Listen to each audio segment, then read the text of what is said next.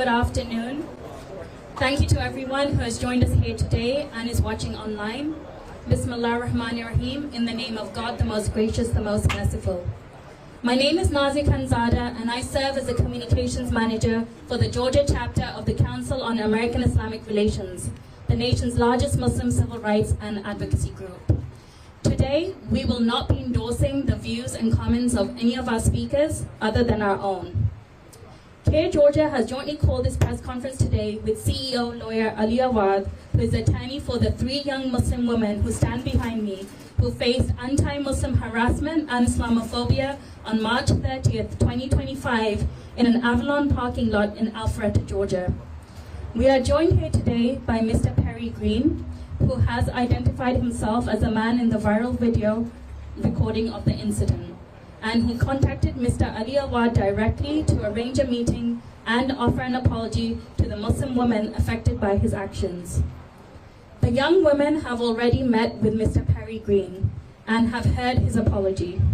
CAIR-Georgia and Ali Awad have invited Mr. Greene into this mosque, Masjid Jafar, a vibrant and diverse Muslim community in proximity to the Avalon Shopping Center where the harassment occurred and which is the local mosque of the women who stand behind me.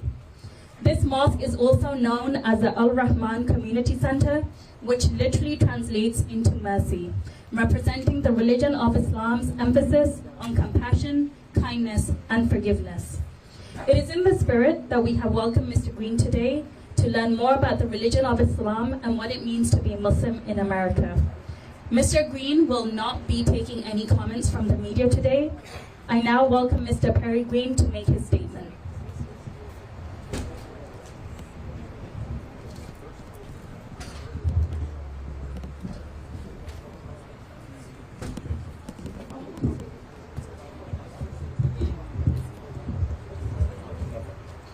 Hello, everyone. I came today just to meet with the young ladies that I was mean to and treated disrespectfully about their religion, about what they were doing, and I just wanted them to know that I humbly apologize to them because nobody should be treated that way, and that's not the right way for us to treat anybody with any differences. And that's what we came to do, and hopefully they'll find it in their hearts to forgive me, and that we shouldn't allow that in our society. So, but thank you, everyone. Why did you feel like it was so important to apology? Mr. Greene will not be taking any questions at this time. Why did you feel like you had to make those comments? Our next speaker is Oscar Mahmoud, who is the Executive Director of CAIR-Georgia.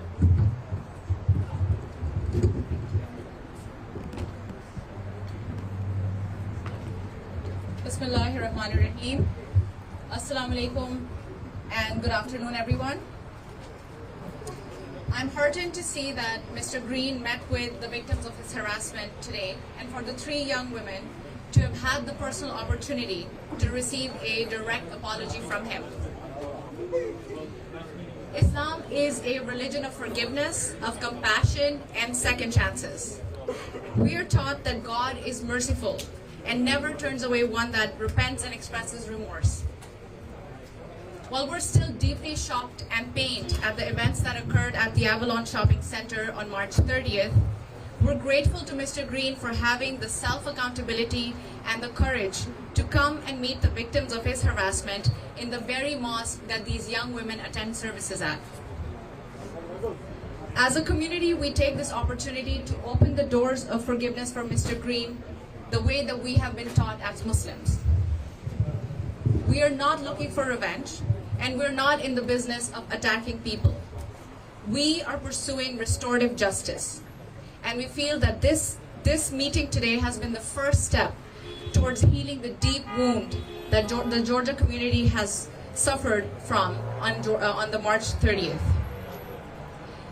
CAIR-Georgia and attorney Ali Awad made sure not to reveal Mr. Greene's identity unless he chose to do it, because we're not interested in doxing him or in retaliatory harassment. We do not want that for him. Our intent has always been to draw attention to Islamophobia and to bring awareness to the rise in incidents of anti-Muslim activity in our country. Since the genocide in Gaza began, CAIR-Georgia has recorded a 250% increase in anti-Muslim incidents in Georgia alone.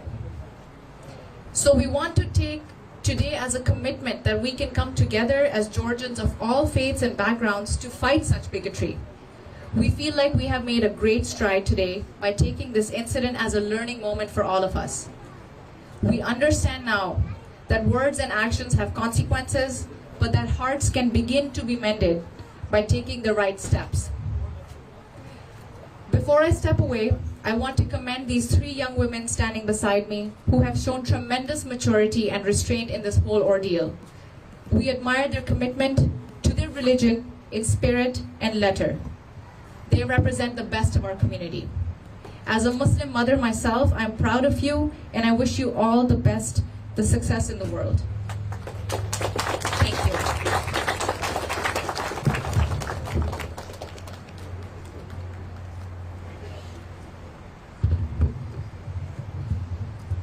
Thank you so much, Oscar. Our final speaker is CEO lawyer, Mr. Ali Awad, who is the attorney for the 3 Muslim women who were harassed in the parking lot in Alpharetta.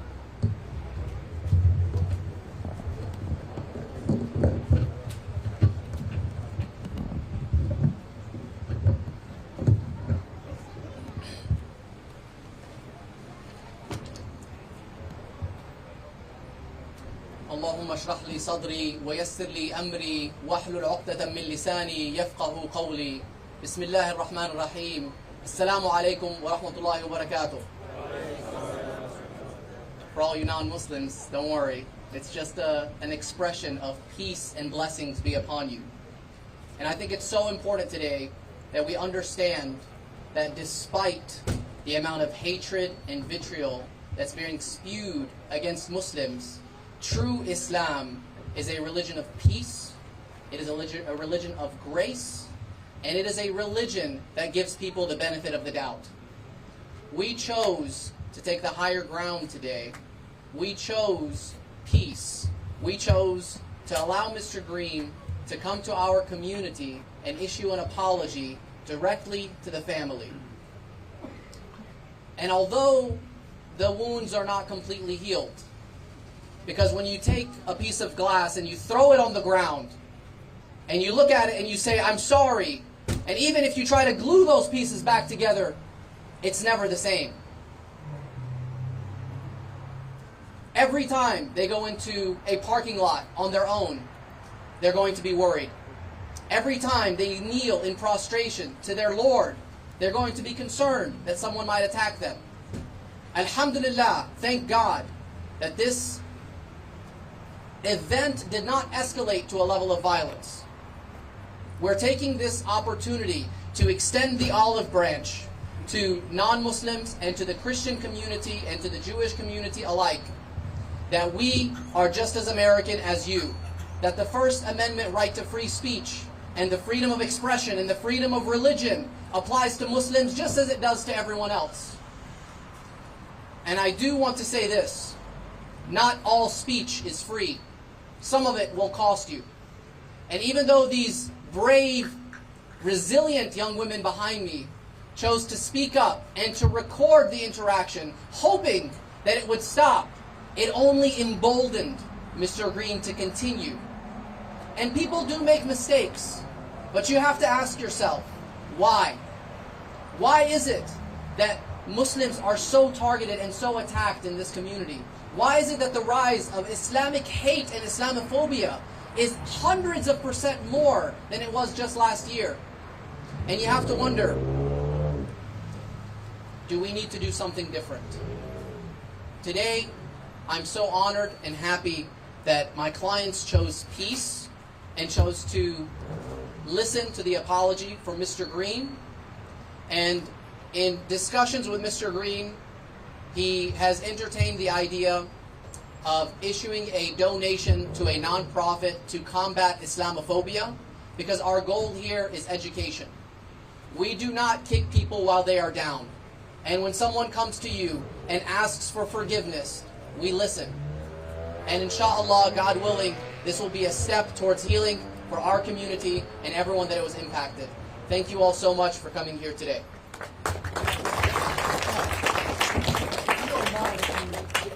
of speaks for itself, the hateful language he was using. How did he justify his actions? Can you take us inside and tell us what did he say? How did he apologize? There's a video that's circulating online that is about 3 minutes long, and the news agencies all have access to these videos, and you can see the hateful words that were spewed in that fit of passion.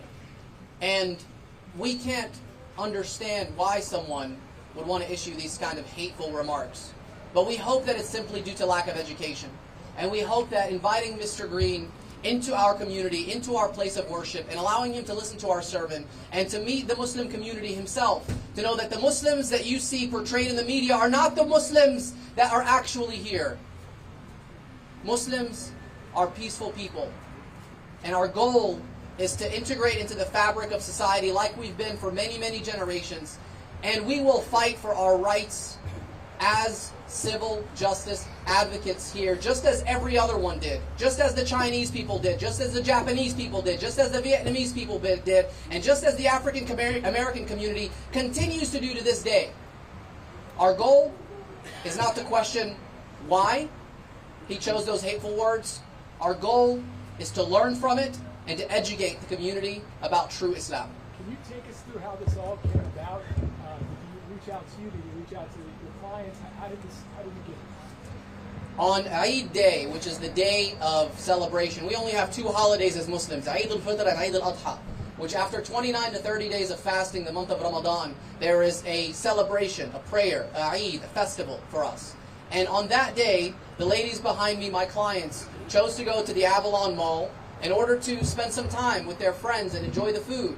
And as they were praying in the parking lot, away from everyone, and in their own private space, this is when Mr. Greene saw them as he approached his vehicle, and then he came and harassed them for at least 3 minutes.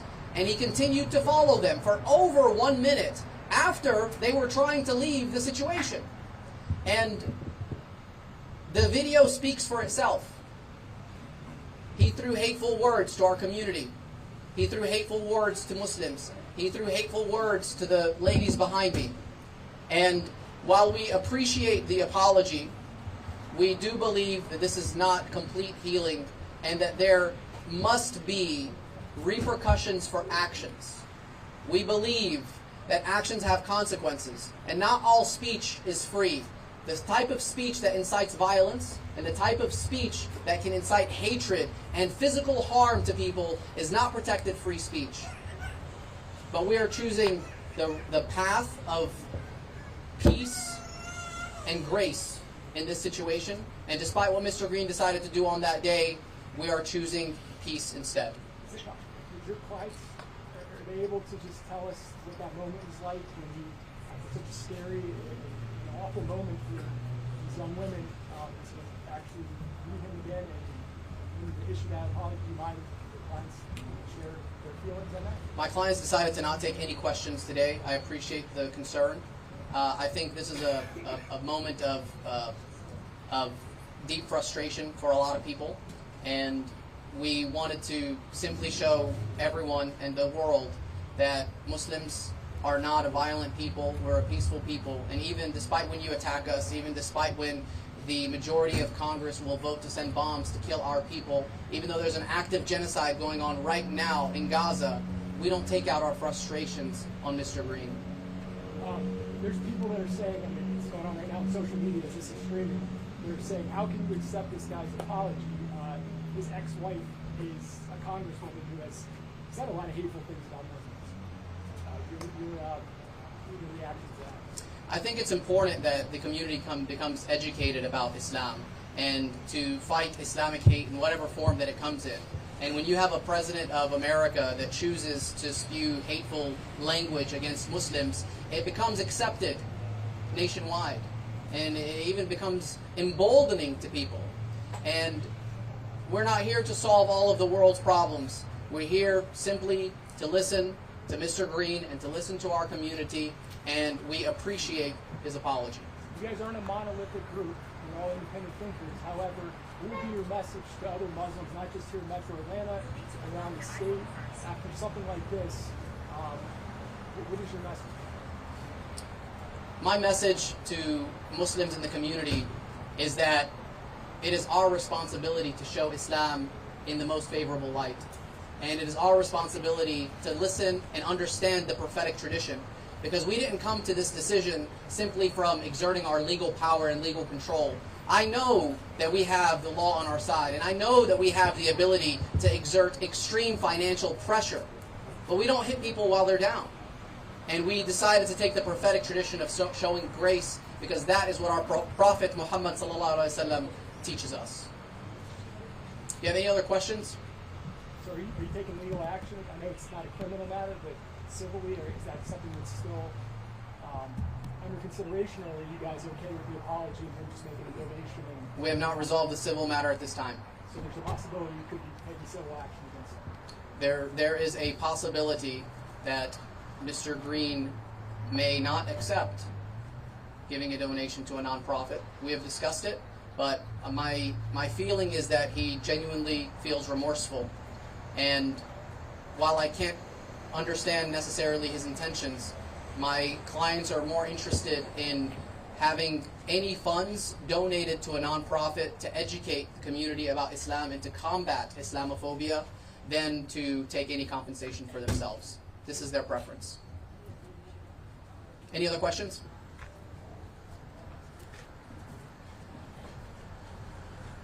Thank you all so much for joining us today. Assalamu alaikum wa rahmatullahi wa barakatuh.